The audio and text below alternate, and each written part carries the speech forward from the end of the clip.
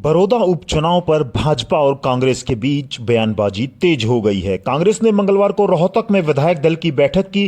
पूर्व सीएम भूपेंद्र हुड्डा ने कहा कि भाजपा के नेता आरोप लगाते हैं कि इंदुराज को कोई नहीं जानता। मैं इस बारे में कहता हूं कि मनोहर लाल को भी सीएम बनने से पहले कोई नहीं जानता था। वहीं कैथल में भाजपा के प्रदेश अध्यक्ष ओम प्रकाश धनखड़ ने मंगलवार को पीडब्ल्यूडी रेस्ट हाउस में पत्रकारों से बातचीत करते हुए कहा कि इससे पहले उन्होंने आरकेएसडी सभागार में पार्टी पदाधिकारियों की मीटिंग में बड़ौदा उपचुनाव पर रणनीति बनाई थी। ढुल के किसानों के पक्ष में आवाज उठाने के सवाल पर धनखड़ ने कहा कि ढुल को एक जगह टिकने की आदत नहीं है, बल्कि उन्हें घूमने की आदत है। वह अब तक लगभग सभी दलों में रह चुके हैं। वह हमारे यहां भी आए और हम उसके सुख भविष्य की कामना करते हैं। धनखड़ ने मोदी सरकार के 3 कृषि कानूनों को किसानों के हित में बताया, जबकि पंजाब द्वारा एमएसपी पर खरीद नहीं करने पर सजा का प्रावधान वाली बात को खोखली और किसानों को गुमराह करने वाली बात बताया है।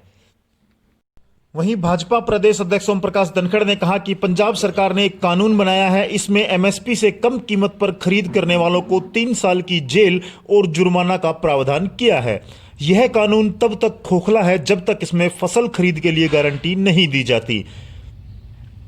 गेहूं, धान, बाजरा या फिर अन्य फसलों के लिए सरकारी खरीद तय अवधि में होती है। नए कृषि कानूनों में इसी कारण एमएसपी की गारंटी नहीं लिखी गई कि समय अवधि बीत जाने के बाद किसान की फसल न बिकने पर उसे अगले साल की अवधि तक इंतजार करना पड़ेगा। दशहरे पर पीएम का पुतला फूंकने के भारतीय किसान यूनियन के ऐलान पर धनखड़ ने कहा कि लोकतंत्र में बातों से लड़ा जा सकता है, लेकिन दुर्भावना ठीक नहीं है।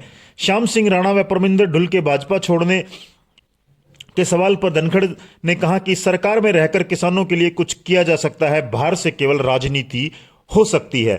जी हां, हम आपको बता दें कि हरियाणा में बड़ौदा विधानसभा उपचुनाव के मद्देनजर 3 नवंबर को मतदान के दिन व 10 नवंबर को मतगणना के दिन पूरे विधानसभा क्षेत्र व साथ लगते 3 किलोमीटर क्षेत्र में ड्राई डे रहेगा। शराब के ठेके या शराब परोसने वाले प्रतिष्ठान पूरी तरह बंद रहेंगे।